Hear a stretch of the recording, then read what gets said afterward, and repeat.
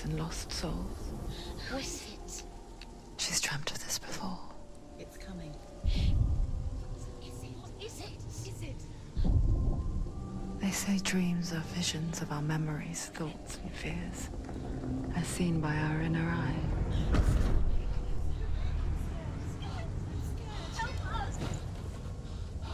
But what if each one of us is always dreaming, even when awake? And we only see what our inner eye creates for us. Is this what hell is? A world shaped by Senua's nightmares. Maybe that's why people fear seeing the world through her eyes. Yes, she's scared. Because if you believe that Senua's reality is twisted, you must accept that yours might be too.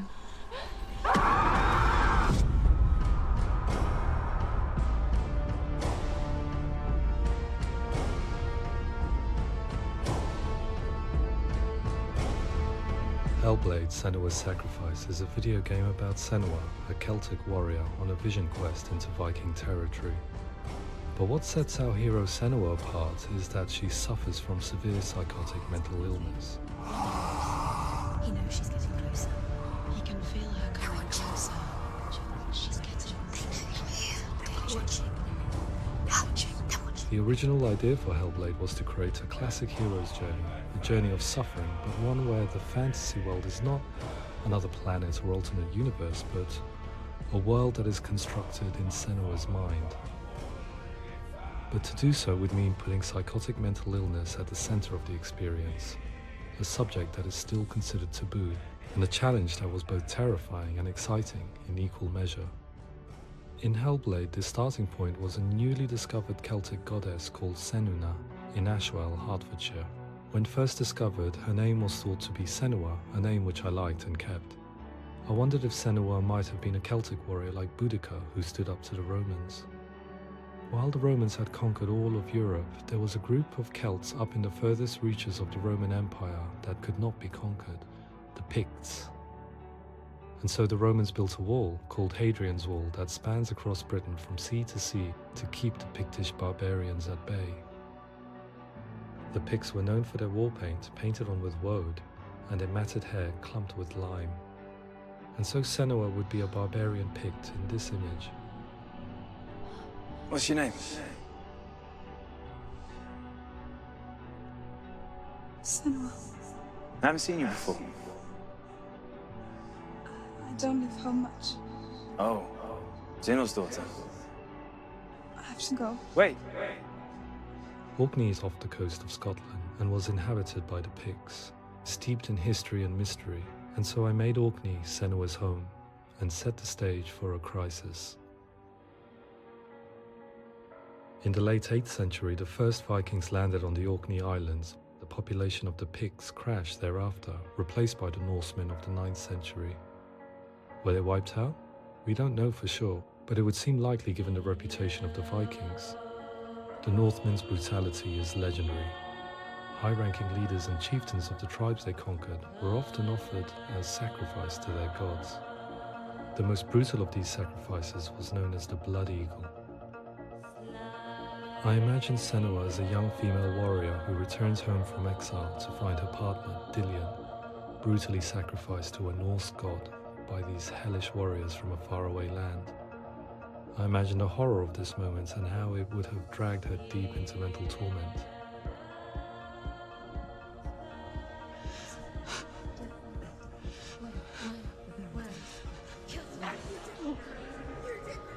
No!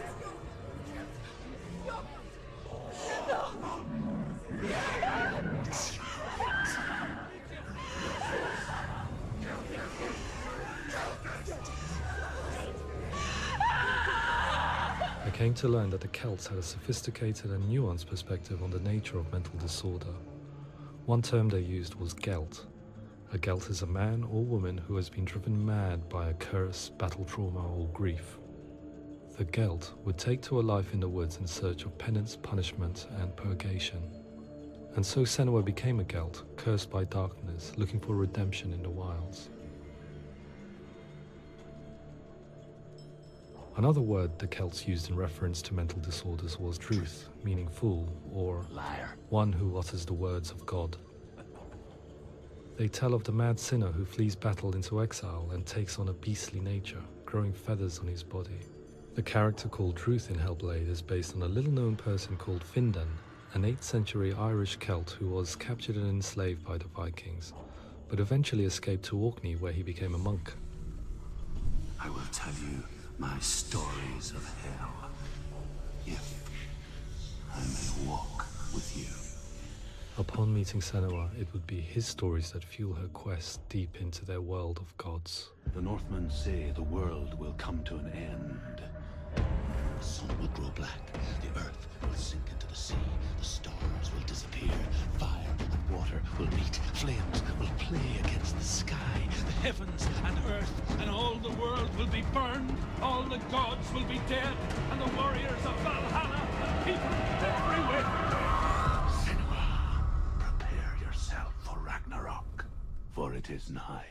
So the stage was set for a new adventure, a journey into the Norse underworld called Hell, a vision quest fueled by madness and myth, a fantasy that was created by Senua's own mind, and one that we would experience through her eyes. This is your mission. This is your quest. There is nothing else left. To make a game about a warrior with psychotic mental illness as its central theme was fraught with danger. Mental illness, such as psychosis, is still taboo and rarely acknowledged in a century of cinema, never mind the new medium of games. Where it does feature, it often conflates psychosis and psychopathy associated with a lack of empathy. It is unfortunate that these two words sound so similar that they are used interchangeably in media. I must admit that I didn't have to look very far to discover my own ignorance of the subject. So we reached out to Paul Fletcher, psychiatrist and professor of health neuroscience at University of Cambridge. Psychosis is a descriptive term, and it refers to having a loss of contact with objective reality. So it's characterized by two main sets of symptoms. One of them is hallucinations, where somebody experiences perceptions when there is no actual objective thing out there to perceive. Who are you? And the other is delusions, where somebody comes to very often bizarre, unpleasant, frightening beliefs when there's no good evidence in favor of them. There's no doubt about it. The source of the darkness is in Helheim. And the goddess Hela holds his soul there. We reached out to Welcome, a biomedical research charity that spends billions on research and awareness programs aimed at improving health. Mental health hasn't always been presented in the media in a way that is particularly helpful. It can be challenging to engage people with the subject matter, and there are a lot of preconceived ideas about mental health, and particularly schizophrenia and psychosis. So we hope our support allows the team to continue to collaborate with Paul Fletcher and with those who have experience of psychosis to create a game that provides a fresh perspective on the condition and allows audiences to engage with it in a way that just wouldn't be possible in any other medium. What started out as a brief consultation convinced me that we were only scratching the surface of an immensely deep and interesting subject that could enrich and change the very nature of the game. That's cool. Thanks so much for coming here. Pleasure. Thanks. It's really interesting for me, and I'd love to be involved. It's fascinating. Our understanding of psychosis is still very much a mystery, and ways of treating it are still primitive compared to physical illness. After all, it is easy to see the pain and suffering caused by physical diseases or physical trauma. It is not so easy to see the mental suffering and trauma of severe mental illness. But what if we could find a way to see it? Games are capable of drawing you in for hours on end, playing the role of a character who is different from you, experiencing their perspective, and actively involving you in a world that functions with a different set of rules.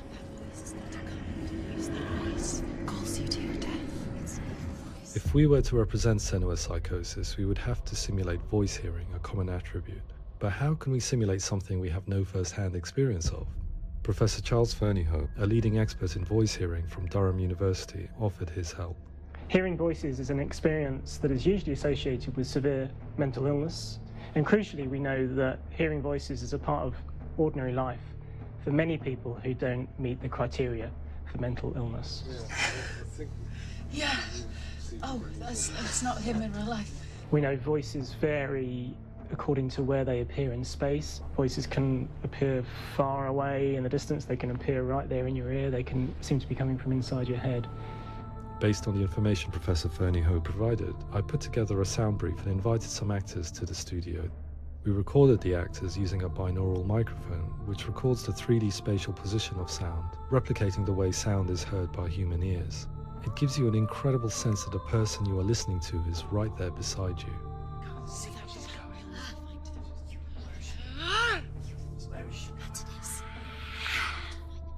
Rachel Waddingham from the Voice Collective came to our studio with 2 young voice hearers to speak to our team. We talked at length about their experiences and they listened to our tests, giving us feedback on how we could improve on it. Everyone hates her. She's cursed. It's very hard to represent what this experience is like, partly because it's such a personal, intense, emotional experience. It's testament to how Ninja Theory have been listening to what the researchers are saying, but also, crucially, listening to the experts by experience. What they've come up with is so compelling. It's by far the best representation I've heard of what these experiences are like.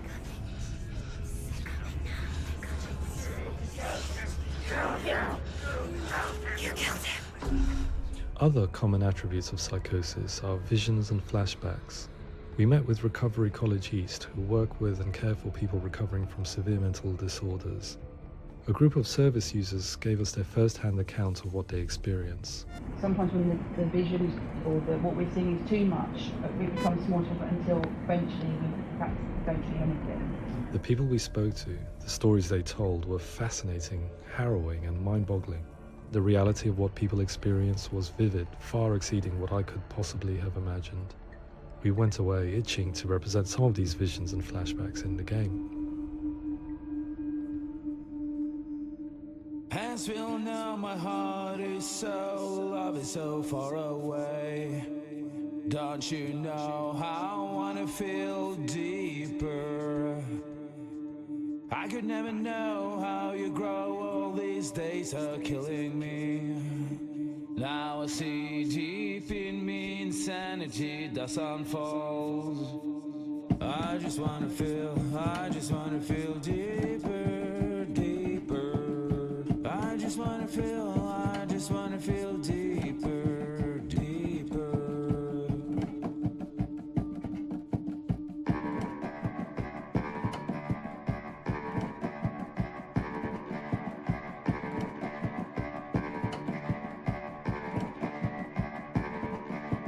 As we all know, my heart is so, love is so far away.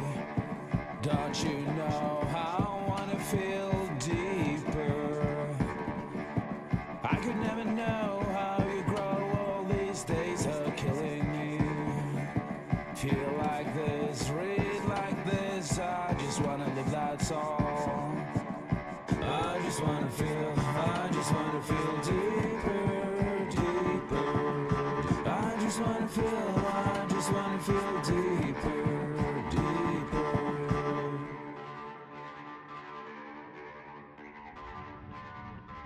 To refine our work, we continue to hold meetings with Recovery College East over the course of a year and a half, showing them what we had achieved so far and refining the in-game representations based on their feedback. With their help, flashbacks, visions and changes in perception were woven into the story and gameplay of Senua. The students that are involved in this project are incredibly excited about being involved. They have described the experience as being important because it values their lived experience and shows that despite what we have been through, all of that experience becomes valid, that actually it's something that we should all be talking about. The experiences described range from beautiful to frightening beyond comprehension. I heard of a girl who has to live with an angry voice screaming at her, slamming on her doors and walls 24 hours a day. I met someone who would often see hanging corpses in a room, so real that she would sometimes try to rescue them. The panic and fear that comes with such visions is entirely understandable, and it can be a living horror for some. Worthless, weak, pathetic. Go on, feel sorry for yourself, because there is no one left to do that for you. I was urged by one fellow that we should not shy away from showing this horror, and so I was perpetually torn in making Hellblade. Had we gone too far with our representations or not far enough? Drugs and love. Just Do like your it. soul. Come on.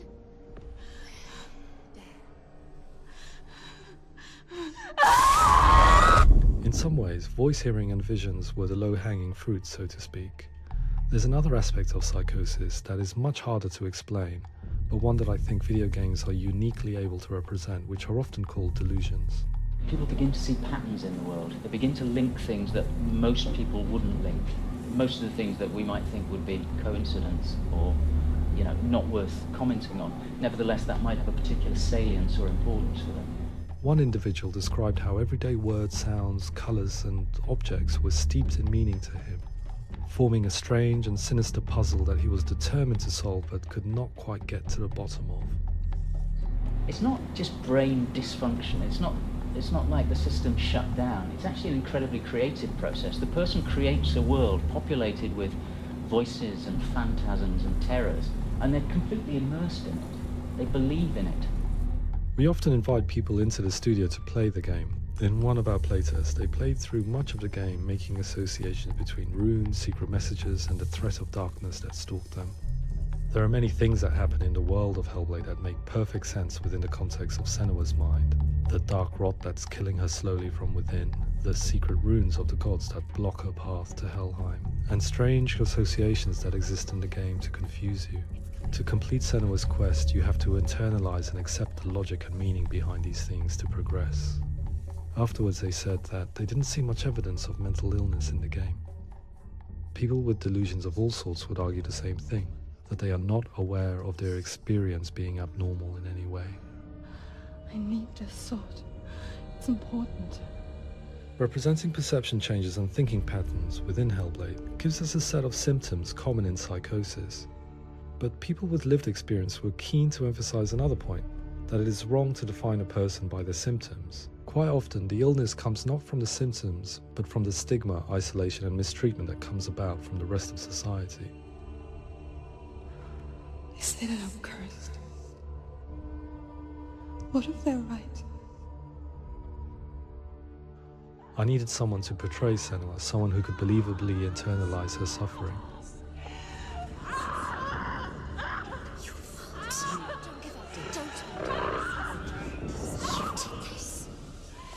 Melina Jurgens, our video editor, had been a stand-in for Senua over a few months while we perfected our motion capture techniques. Without realizing it, she had already auditioned for the role, and I knew her well enough to know that I didn't have to teach her to act, but to relive her own internal pain. As often is the case, those who have suffered mental anguish are never far from us.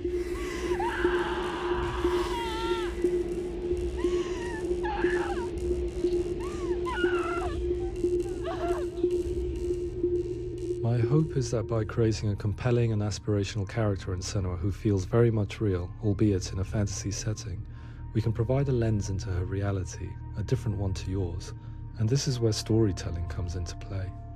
I imagined her life based on common threads in real people's lives. She was always prone to psychosis as a child. Her mother Galina also heard voices and had visions, so perhaps there was a genetic aspect. Or perhaps it was cultural, as she lived within a world without science, of gods and a superstition, as exemplified by her druid father Zimbal. Psychosis developed in her late teens to early 20s and was exacerbated by stigma and isolation at the hands of the clansmen and her father. This darkness. It's spreading. The trauma of seeing her lover Dillian sacrificed tips her over the edge, making her remodel her reality around a concept that connects everything: the darkness. So the question, is what Senua experiences real? Can only be answered by saying, yes, it is real. It is her reality. All of her suffering will have been for nothing. It's just a matter of time.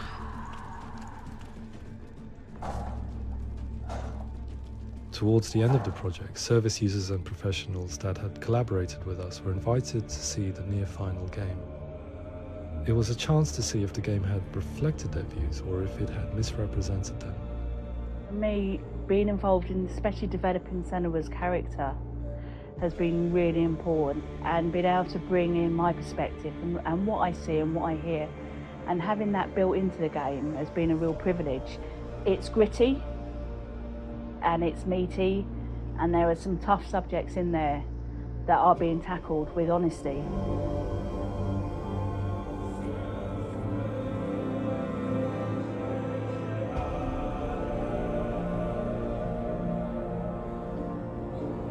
I was blown away by it today, absolutely blown away. It was just fantastic to get the opportunity to use our lived experience in a very creative way. There's nothing tokenistic about the work we've put in.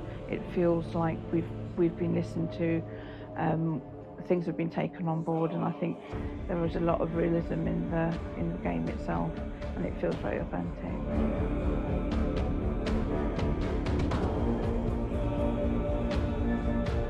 Hellblade will give people a good experience of what it's like to hear voices and have those experiences.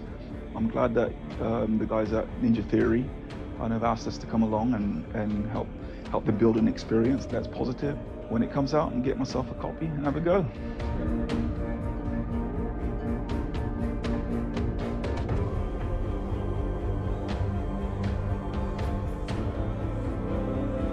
I think all the way through, I was really inspired by how the conversations have translated into the game in a way that I think I didn't imagine was possible. So wonderful, really wonderful.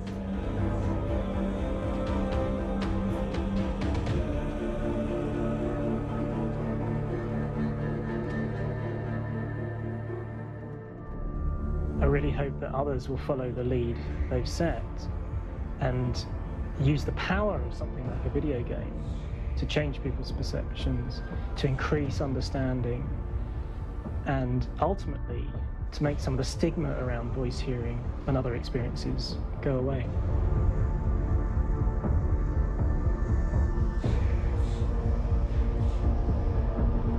For me, it was really exciting to see something that I explore scientifically being represented so beautifully in a character who's trying to penetrate the mysteries of the environment in which they've been placed, with all of this strange uncertainty and noise and conflicting information that they're getting.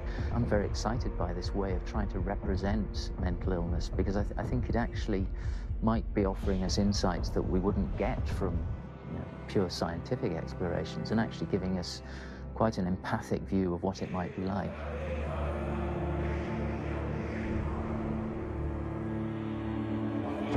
Mental illness has been with us for as long as we have been on this planet, but why? Why hasn't evolution stamped out this weakness from within our gene pool? I often pondered this question until I realized that the question had an inbuilt flaw.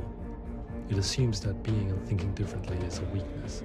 The only reason we have computers, spacecraft, medicine, poetry, art, and yes, even video games is because individuals are able to simulate new abstract realities in their minds and share them with the rest of us. We need people to be willing to see differently in order for us to progress and survive as society. And we need to be open to these new ways of seeing. And it is this spirit that motivated me to create Senua's story and share it with you.